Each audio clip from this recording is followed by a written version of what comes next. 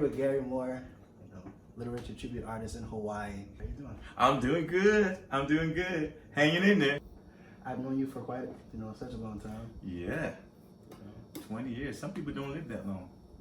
And it's good that, we're still around. Right.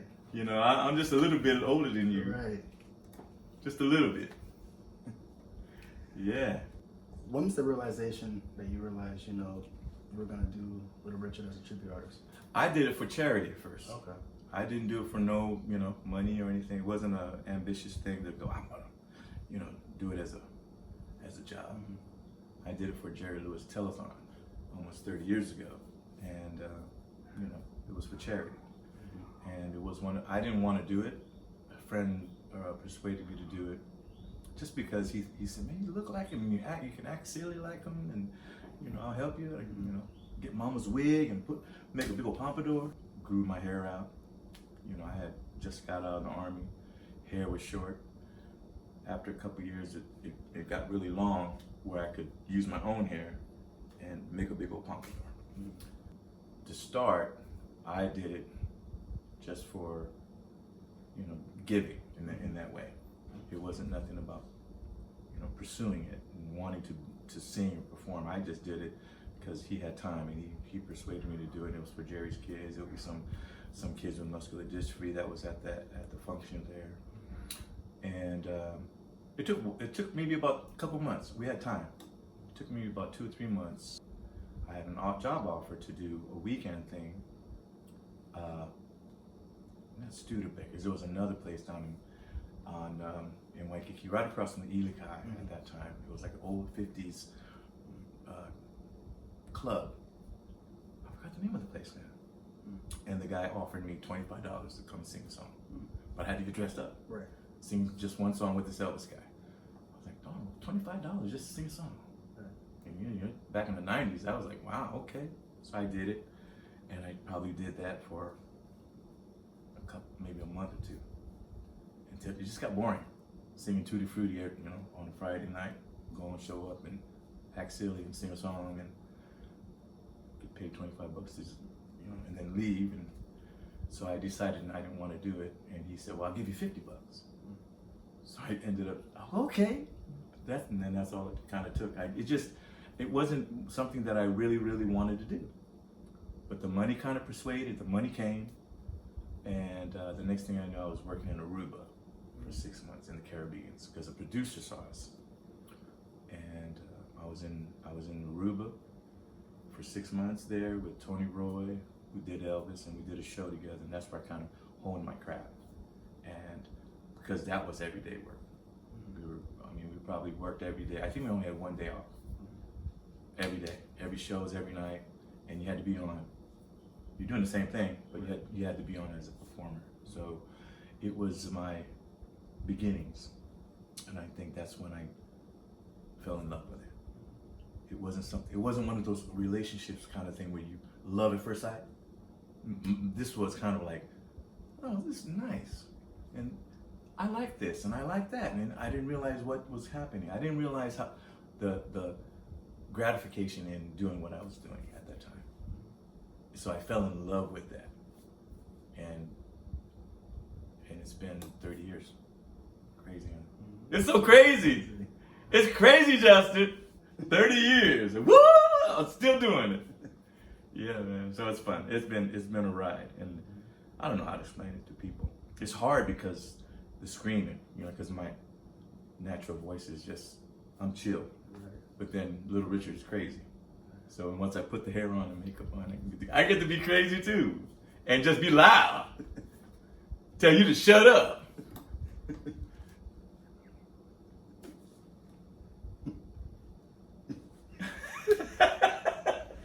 You're the same. He was this way. He was this way when I first met him. At 5 years old. He just was giggling and stuff. Now he's 25 years old and he can't stop giggling and wiggling. Can you still wiggle? Okay. Wow.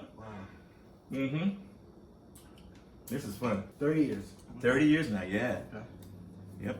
I got out of the Army. Yeah. 89, I got out. 1990. And also too, there's not many Little Richard tribute artists out there. There's only a few. Yeah, it's not easy. That's so true. And you know why? Because it's hard. Right. It's hard to do Little Richard and capture his energy and flamboyantness and the way he sings. And he explained it to me that, I mean, he's in it. It's written in his book too and stuff. But he did it because he didn't want nobody else to be able to do what he does. And that's the creative part. Because I think, you know, if you look back at that time period in the 50s, black artists black artists were doing it already. Mm-hmm. But we didn't have the radios. We didn't have the recognition at that time. Black people we didn't have channels. We didn't have a radio station. Mm-hmm. You want to listen to a black artist. Mm-hmm. Everything was kind of like maybe underground, and then slowly developed where somebody took a chance and recorded a black artist. But you didn't have airtime. Right. Nobody in the United States really knew who you were, and hard to imagine. I mean, it's hard to imagine now a generation like your age, and you cut the TV on, you don't see no black people on there. Or you cut your music on, and there's no black people singing on the radio. You can't imagine that. Right. You can't, and so it's hard to realize what they had to go through. And even before Little Richard with the black artists, with Sammy Davis and Louis Armstrong and Nat King Cole and all these other black artists that were there that opened the doors. And when they talk about opening, they open the doors for us to come to. And we just walk through freely now, not realizing that they had to fight to get that door open for us. And so I appreciate that. And I like to always share that because we kind of forget. We just forget what it took to get here. And sometimes we just ignore it. We take it for granted. I always try to keep that in mind and not to mess it up. But it's hard. As I get older, it's hard to keep singing and performing as Little Richard because the vocals is unique. It's just screaming, you know. And I think that's the hard part, and I had to learn along the way. And I'm used to it, but I know there's a lot of things that I cannot do, and just get up and start singing. You know, there's a lot of things that I have to be prepared and ready for. And so when people say, come over here and sing a song, I just woke up, I'm not ready. You know, it's because it's a muscle, and you have to warm up. You have to get ready. You know, you don't have an athlete that comes out and start, you know, put the pads on and start playing football. Right. You got to warm up. Same thing as a vocalist. Mm-hmm. And some people it's easier, and it just depends on what you're singing. If you're singing with your same tone, it's easy to do. You know, that's why there's so many Elvises. You know, Love Me Tender and all that, and you know, Walk Through the Party in the County Jail. It's there. Yeah, I don't know how to explain it. But instead of wop baba loo baba lop bam boom, there's a difference. I have to scream it. I can't just go wop baba loo baba. It's not the same. It's not the same. So that's the difference. Man, that was so it's screaming. And that's how you get that Little Richard sing. That's why it's hard for people to do it. Mm-hmm. I mean, I've lost my voice twice. 30 years in the industry. 30 years. What do you enjoy about it, and what do you enjoy about being a Little Richard tribute artist? I love the fact that people, when you can make somebody happy, it takes one person for me to go, that person's having fun. But there's always going to be somebody that's like, look, and you can see it in their face, like, wow, and having a good time. I think I had, what did I do just recently? I did this charity thing for, Christmas was for the school for the blind. Mm. And so all these people were blind people. Not all, but you know, half the crowd was blind. And I got to meet them. A blind person has their senses. They can hear better, or they can, I mean, I don't know what else is better, but I know their hearing is really, really good. So I was told. So when started performing, there was always quiet, you know, Right. when nothing was going on. But once the music kicked in, man, they were the first ones to like get up and move. And if they didn't get up, they were in the chairs moving. Right. While I was gonna say regular people that could see, Mm-hmm. they enjoyed themselves, but I would say maybe half of them didn't care what I was doing. It was like the blind ones that once the music kicked in, they were like rocking, and some were just in the chair, they just was into the music. Did you ever think about, you know, other career goals that you thought about doing? I think with time, I wanted to try to do something else, Mm-hmm. and I wanted to try teaching once, maybe about 10 years ago. Because after 20 years, I was like, man, I should try to do something else. Because you just go, you know, in life, people do things 20, 30 years and retire. You know, like in the military, Right. 20 years and they retire. Then they just, you know, so my mentality was to just, what else can you do? You know? And I know people in this business that if they lost their voice, they would kill themselves. If they lost their voice and couldn't sing anymore, they would kill themselves. And I mean, I know some people that I kind of wonder if that's already happened. You know, they're gone now, but I kind of sense that it could have happened because things change as we get older. Mm-hmm. Your voice changes, and you know, everybody does their thing.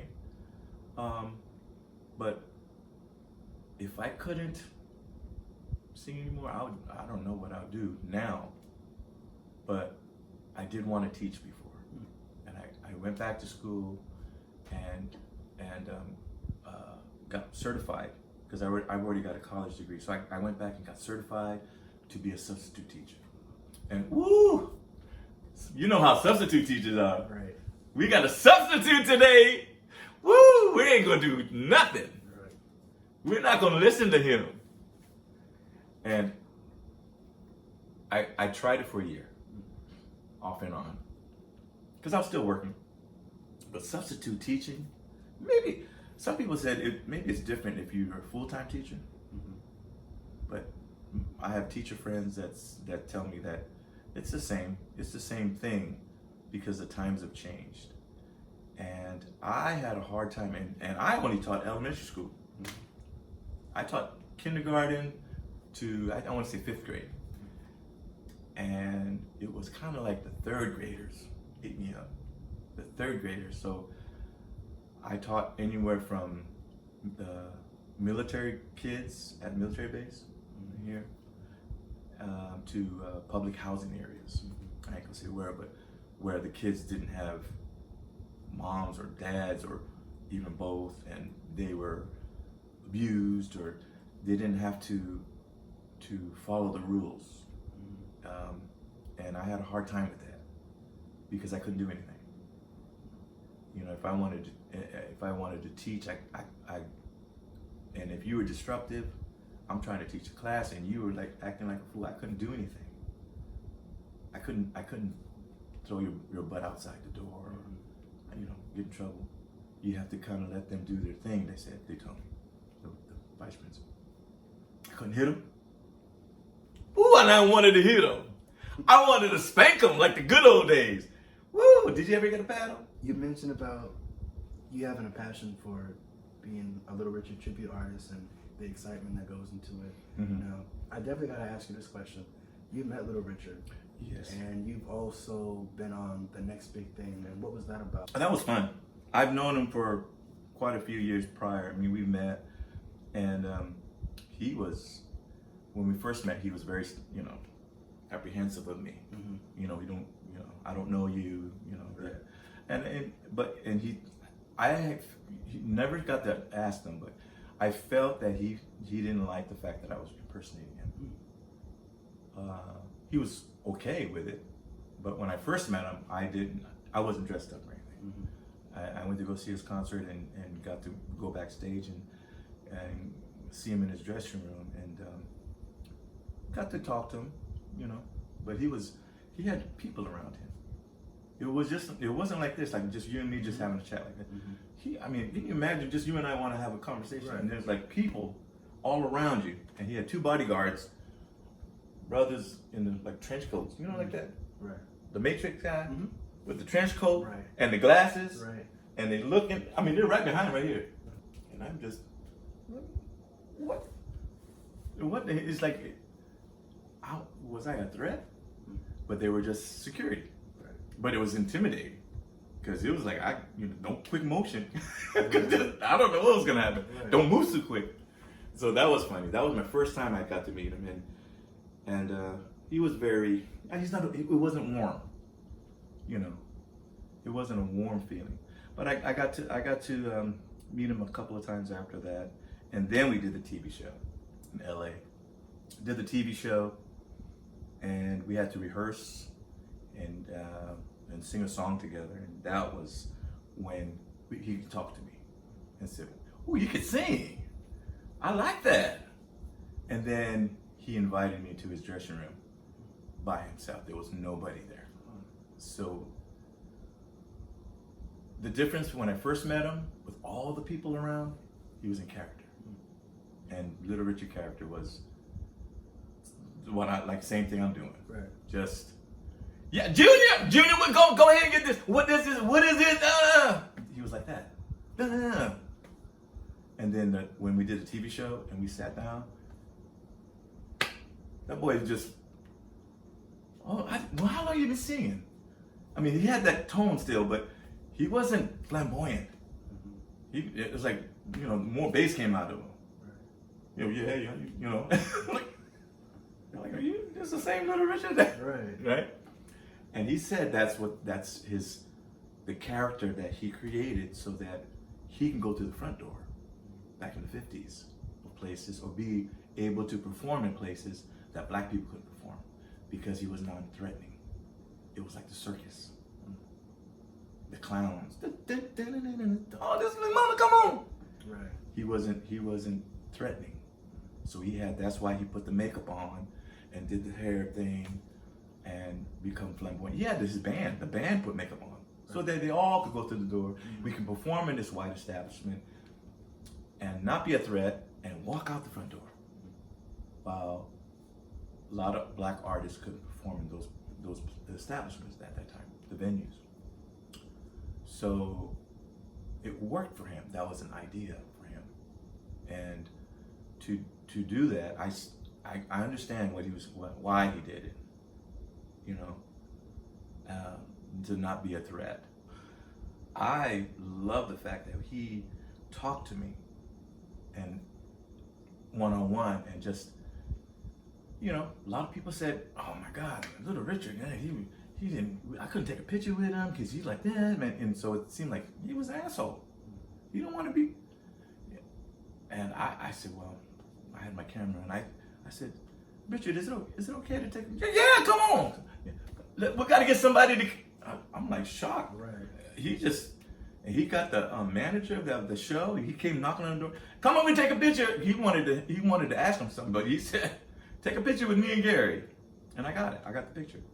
And a lot of friends have said he would not take pictures with them, or with and it's more than one. I would say a handful, maybe 10, dozen people that I know that met him couldn't take a picture with him, and that was just, I don't know, his thing. But he was. It took maybe a year, because it was probably maybe about 3 or 4 years after I first met him. Then we did the TV show, that he got closer to me, or he allowed me to get close in that way. And now, I mean, even at that time, he gave me a cell phone number, and I'm like, yeah, right. Here's my cell phone number, blah blah blah. And I thought he was just bullshitting. I'm like, come on, Little Richard gave me his phone number. Right. And I remember I had it. I called him once, and I just out of curiosity called, and he answered the phone. Wow. Yeah, he answered the phone. I was kind of cool. Right? I'm like, hey, Rich, this is Garry Moore. We did the TV show. Oh, hi, Garry. But it's not like he's just sitting around doing nothing. I think he was in a car or something, and it was real quick. I got some things going on. I forgot what it was. He just said that he was busy, but he answered the phone. And maybe at that time we didn't have caller ID. I don't know what it was, but he answered the phone, and that was really him. So I was like, wow, that was cool. But I never talked to him after that. I never called him back. He knows of me still because we got mutual friends, and I think Facebook too. And there's a couple of people on Facebook that I'm connected with that knows him, and they would sometimes, get in contact with me. I talked to Richard, and we talked about you, and whether, I don't know why anybody would lie about it, but whether it's true or not, it's kind of cool that I was in the memory in conversation, regardless. So, that's kind of cool. Now I gotta ask you, what is your favorite Little Richard song? Probably Tutti Frutti. Tutti Frutti, because everybody knows it more, so, and they can sing along. Well, and I think that's probably the one that I usually end my shows with most of the time. Tutti Frutti. Tutti Frutti, oh Rudy. That song was a nasty song at first. Right. You know that song? Right. How come Justin knows that song? It was called Tutti Frutti, Good Booty.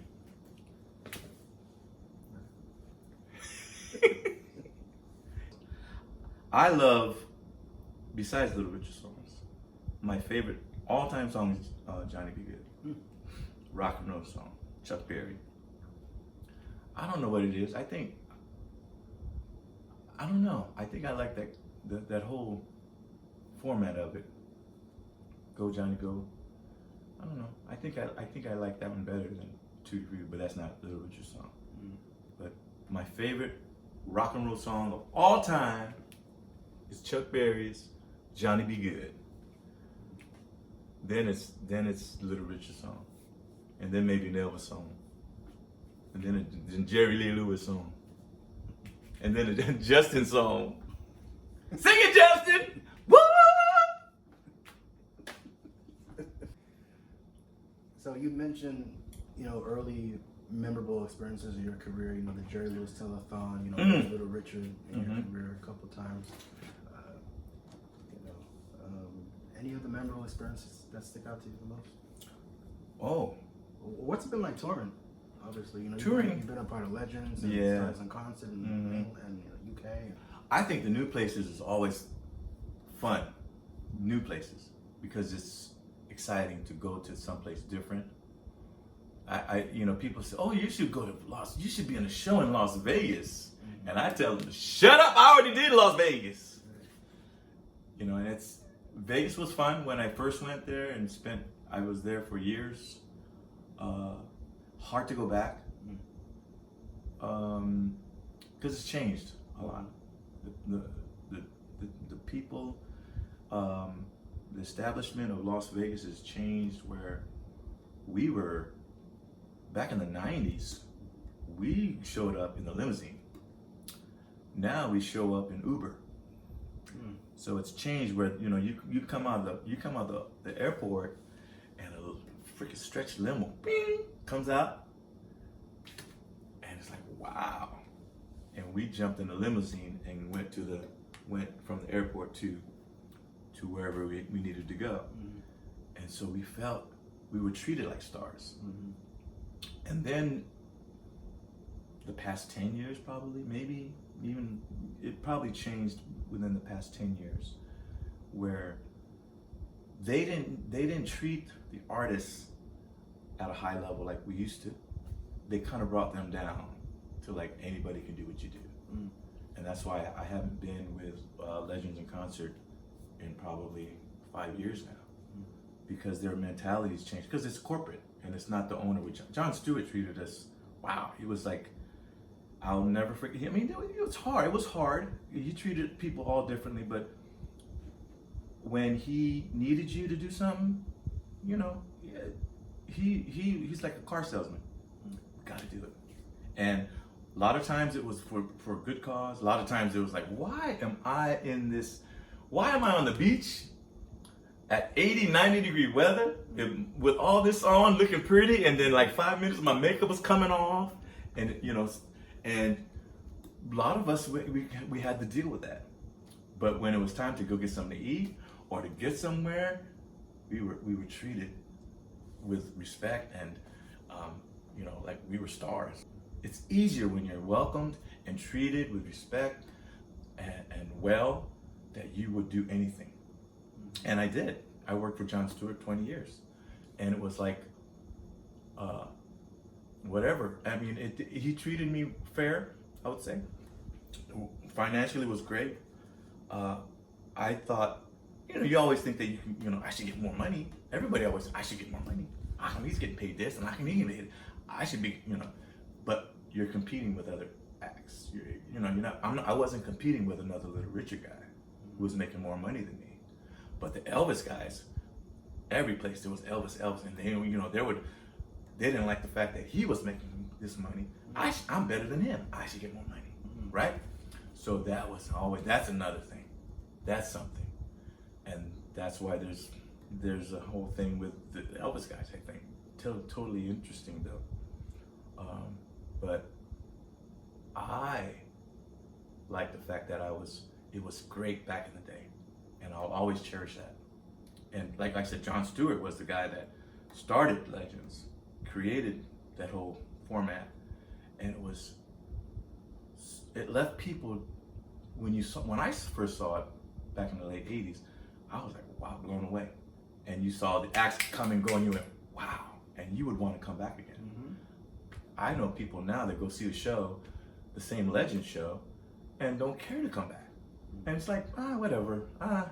You know, if you haven't seen it, okay, I'll take it. Right. But it wasn't like, come on, man, we got to see this show. Right. You're gonna. It wasn't that excitement anymore.